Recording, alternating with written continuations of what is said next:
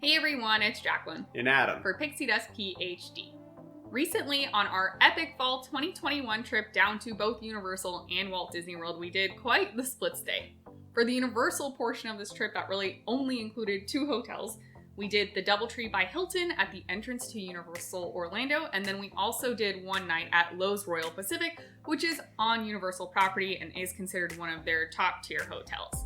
Traditionally, we have always stayed at the DoubleTree when we go to Universal. It's just kind of our go-to, but we decided to splurge this time for the one night at Loews Royal Pacific. We did a room tour for both of these. I'll link to those down in the description below, but we've had some time to think about it now. It's been a couple months and figure out what we might do going forward when we travel down to Universal Orlando, so stay tuned.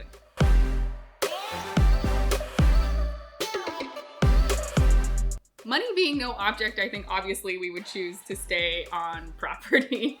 Oh, yeah. Money was no object. Definitely. Right, but unfortunately money is kind of the object here. So part of the reason we stay at the DoubleTree pretty much always is because it is a relatively close location for being off property, but the prices are super good. If you plan pretty far in advance like I do, I am always able to snag rates under $100 per night. If you're staying for longer, it also goes down. So we were looking at staying all 4 nights there, for example, and that was only like $78 a night. We stayed 2 nights there during, I mean, not a super peak time, I would say, but it was a weekend and it was a holiday weekend, and it ended up being about $91 or so after tax per night. All in all, I think if you can get in at under $100 per night at a hotel that's pretty dang close to a theme park, like that's a really good rate. And the DoubleTree is nice, it's comfortable, you get those wonderful cookies. Like, I have no complaints about the DoubleTree. Yeah, the only issue is that it's, a little bit of a walk, right, to Universal, and, there's a pedestrian bridge, but, it's definitely a mile to the park. So the hotel itself, I have no complaints about, and Yeah. the staff and the service and the beds are comfortable, all that stuff. And you are just about as close, I think, as you can get to the theme parks without staying on property. There's not really too many other hotels that would be closer that are off property. But yeah, like Adam's saying, I think the location is the big negative here.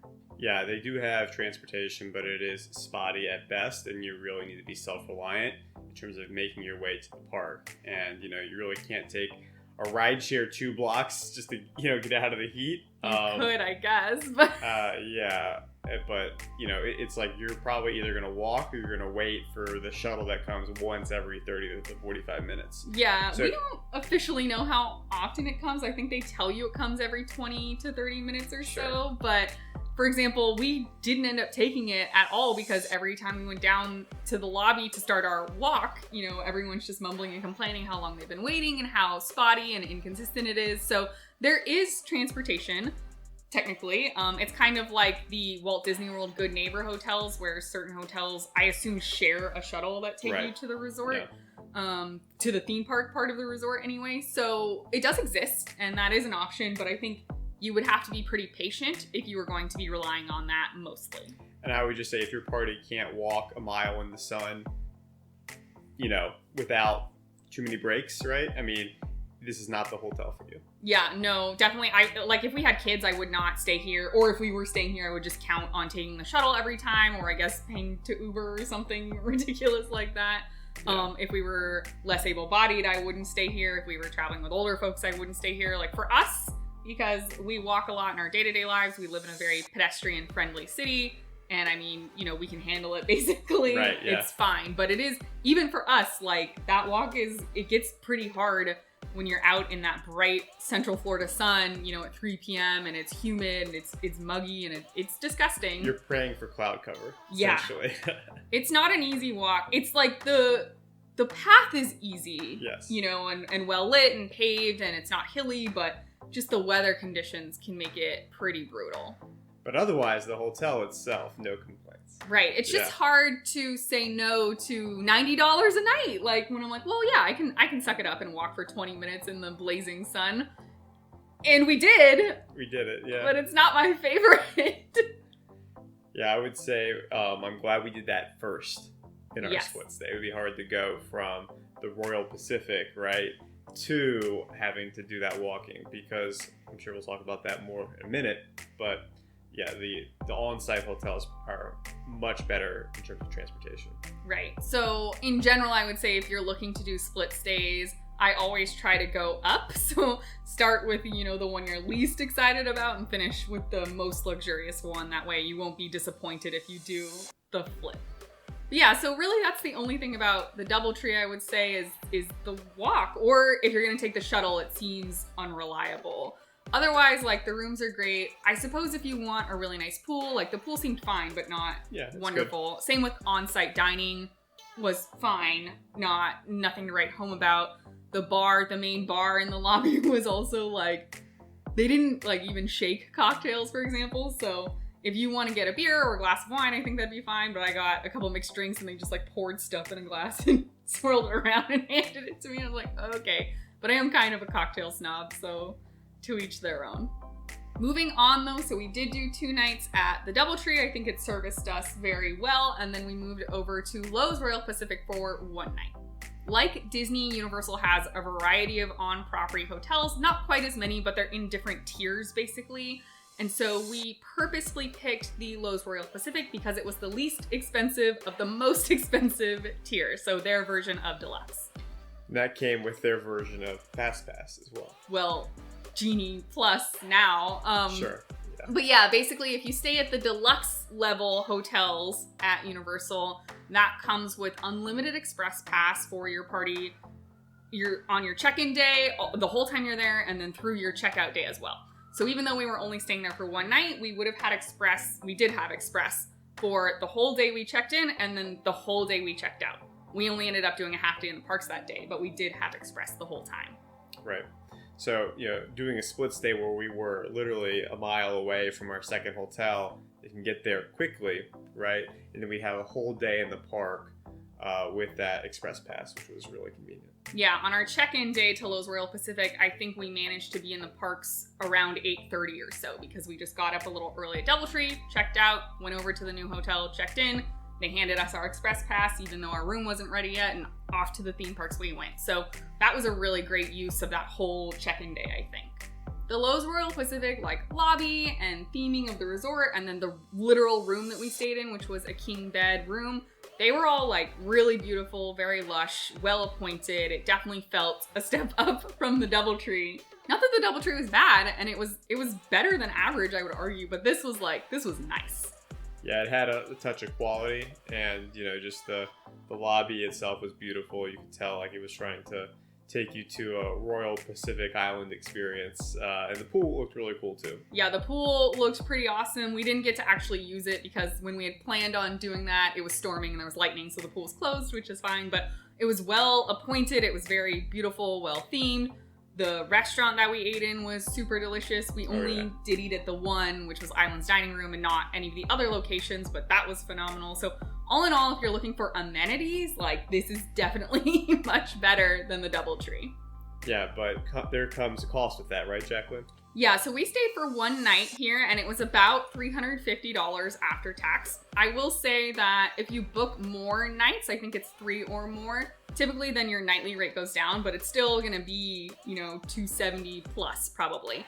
And also, I booked this pretty far in advance, and I checked back pretty frequently, and the price just kept going up. So I think had you booked it sooner to when we were traveling, it would have been more like $450 a night.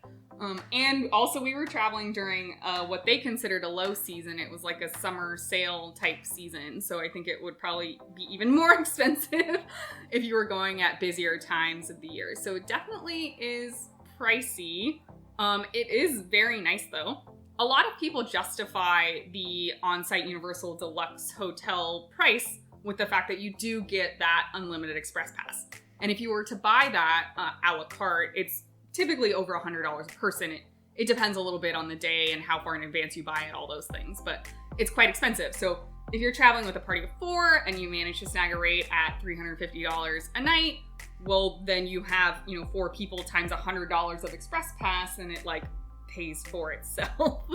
Yeah, not quite, but yeah, it's still a really decent aspect of the deal, and it made me feel a lot better about going up to that deluxe tier. to get that experience, because with the additional quality of the transportation of getting you to the park, either via boat or via path that spits you already in past City Walk, right? You're able to get a lot more done, right? So your day is much more efficient. Obviously, if you're not going to Universal, then kind of defeats the purpose of staying there. Well, the pool's nice if you want to just like hang out. Yeah, but I'm really glad we did it once. Would I do it again, though, I guess is the big next question, right? Yeah, before we get to that, though, so you can take a free boat to City Walk. It's convenient if it's there. If it's not there, it's slow. Or you can walk from Loews Royal Pacific. It was about a 7 to 8 minute walk that dropped you off like near Margaritaville in City Walk, basically. So very close to Islands of Adventures. Very close. Still pretty close to the studio side. It was a very short walk. It's not fully covered by any means, but there is a lot of vegetation around it, so the sun wasn't quite as brutal as when we were walking from the DoubleTree. So that to me is the biggest advantage, is the walkability. There are, of course, other on-site Universal hotels that we have not stayed at, including you can stay at some that are very cheap and probably maybe even a little bit cheaper than the DoubleTree, but then you're relying on buses. They are Universal buses. They're not going to be, shared like Good Neighbor transportation. So I've heard those are a lot better, but in general, I am pretty impatient when it comes to transportation when we're on these theme park vacations, or really just any vacation. I feel pressured to make the best use of my time, which means not waiting around for transport. So to me, we could stay on site and at a lower quality. I mean, they all look beautiful, but lower tier hotel and not get the express pass and be further away and not be able to walk. But I think if I'm gonna pay to stay on property, I just want to be able to walk to City Walk and walk into the theme parks in a pretty short amount of time. So yeah, that's the biggest contrast to me between our experiences at the DoubleTree and at Loews Royal Pacific is, yes, we walked from both of them into the theme parks, and the time and the quality of the walk felt very different. So is that then worth staying there again between the walk and then I guess express pass? To the second point, I would say, I don't know, because we've never had express pass before this, and honestly, I feel like you don't normally need it, is why we don't buy it. You really don't. It's like a added bonus when you do have it. Right.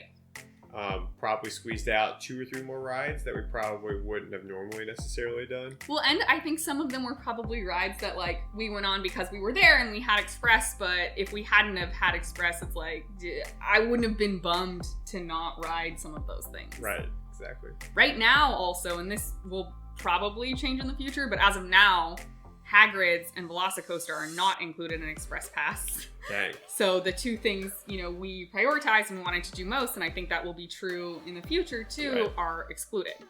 So it's easy to do that sort of math to justify this expensive resort stay when you want that Express Pass, but then, we could just not have Express Pass and still probably have a perfectly good time. So to me, it's a nice bonus. It does help justify the cost of the hotel, but it's not a driving factor. And I think most people traveling down to Universal Orlando probably aren't counting on having Express Pass every day that they're in the parks, or maybe even at all. And like I said, I think you'll still have a really great vacation.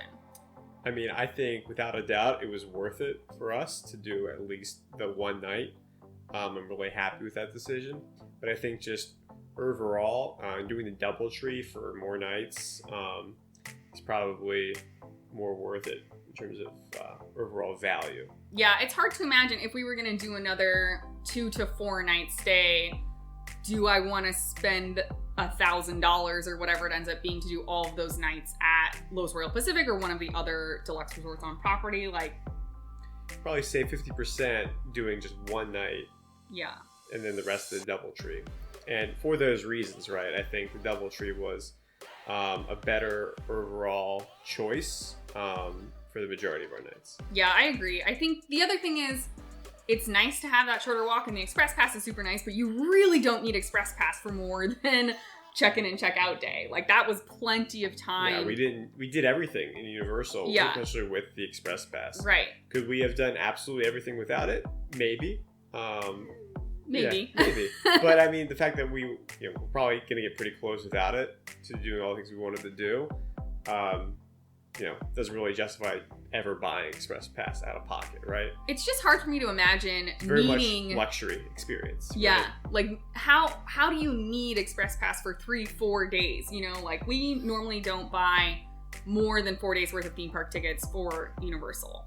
Do I need Express for all of those days? Like there's no way. And then so do I want to pay the $200 a night upcharge to stay at a more luxury resort just for the resort if I don't really care about Express? And I guess for the shorter walk, which is a little bit of a consideration. I mean, yeah, I would just say that if you're like a family, definitely stay on property and maybe just do it at a lower tier. You probably don't need Express Pass and you don't need to shell out $1,000 for 3 nights. Yeah, it's just really expensive. Yeah. Like if money was no object and it's well within our budget, then I guess I would splurge and do it. It would also be nice to not have to move hotels. We're good at the split stay. It's something we do even when we travel outside of theme parks, just to move locations and be closer to certain things that we want to explore. So it doesn't bother us too much, but admittedly, like it is nicer to just plop down and stay put. Not have to repack, yeah. Yeah. So yeah, overall, like I would stay there again. I think one night was great. I don't know if I would stay for 2 or 3 nights just because of the price, really. So in the future, what I imagine it would look like, if we're doing a shorter amount of time at Universal, it could be arrive to MCO, Orlando International Airport, stay at an airport hotel that night, and then get up early and transfer over to Loews Royal Pacific or similar, and then do check-in day, check-out day at the theme park, so 2 days at Universal, and then leave. If it's a longer Universal trip, I think it would be like what we've been doing, where we're staying at the DoubleTree and then moving over. Although, when their new theme park gate opens, Epic Universe, which is going to be like super up our alleys in terms of Nintendo, like Pokemon, some stuff that we really love, like, then it may be more worth it, because I anticipate it'll be more crowded, those rides will be really popular. If they're included in an Express Pass, that would be great. Mm-hmm. But that theme park is also going to be not right next to islands and studios. Yeah, it's going to be a little further away. So then it becomes, well, do we do a split stay with something down by Epic Universe and then move up? I don't know. It's just very expensive, and while we could afford it, I think both of us are also a little frugal. Yeah, and it's also not Disney, guys. So, even the premium price, sometimes it's not quite as worth it when it's not Disney. Well, but in their defense, the premium price at Universal is several $100s less a night than the premium price at Disney. And that's why we're DVC members, right? I guess. Something like that. Yeah.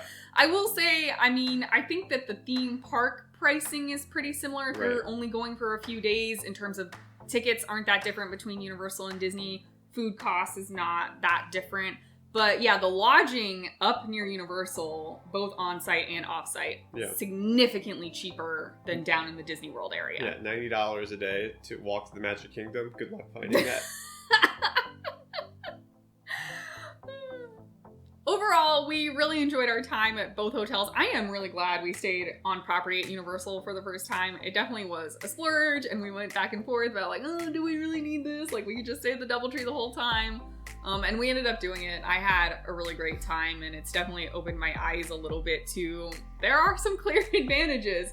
I don't know if they're worth an extra $250 a night, but for one night, I think that's a fun splurge. I'm not sure. I can't really imagine paying for more than 2 nights, honestly. Yeah, I think I'm on the same page with you there. I hope this has been helpful if you are considering staying on or off property when you travel down to Universal Orlando. Frankly, I think there are good options at both. It really depends on your budget and how you travel, who you're traveling with, their preferences. If you have any questions about our experience, definitely leave those in the comments down below, and we will get back to you with our opinions. If you found this helpful, please like the video, and don't forget to subscribe to the channel. You can ring that bell icon to receive notifications whenever we post new videos. And if you typically are an only Disney type travel party, I would encourage you to try out Universal. It does depend a little bit on your travel party. Personally, I don't think Universal is great for super small kids, but if you enjoy thrill rides, for sure, I definitely think it's worth it to go spend a day up there. Yeah, Velocicoaster, excellent ride. We've done Universal a variety of ways. We've gone for like 4 or 5 days and only gone to Disney for a little bit. We have gone mostly to Disney and just come up to Universal for 1 or 2 days. On this trip, we started at Universal for basically 3 days and then moved to Disney. So if you have questions about how to integrate Universal into your Disney trip, we can also help out with that and provide some perspective. And if you want to chat about this more outside of YouTube, you can always find me over on Twitter and Instagram at PixieDustPhD. Let us know what you would do if you were in our shoes. Do you normally stay on-site or off-site when it comes to Universal? And if you do stay on-site, do you pay that upgrade to stay in their deluxe tier to get that unlimited express pass, or are you totally fine staying in the lower tier hotels? I can't wait to hear from you. We hope the rest of your day is magical, and we'll see you real soon at Pixie Dust PhD. Bye!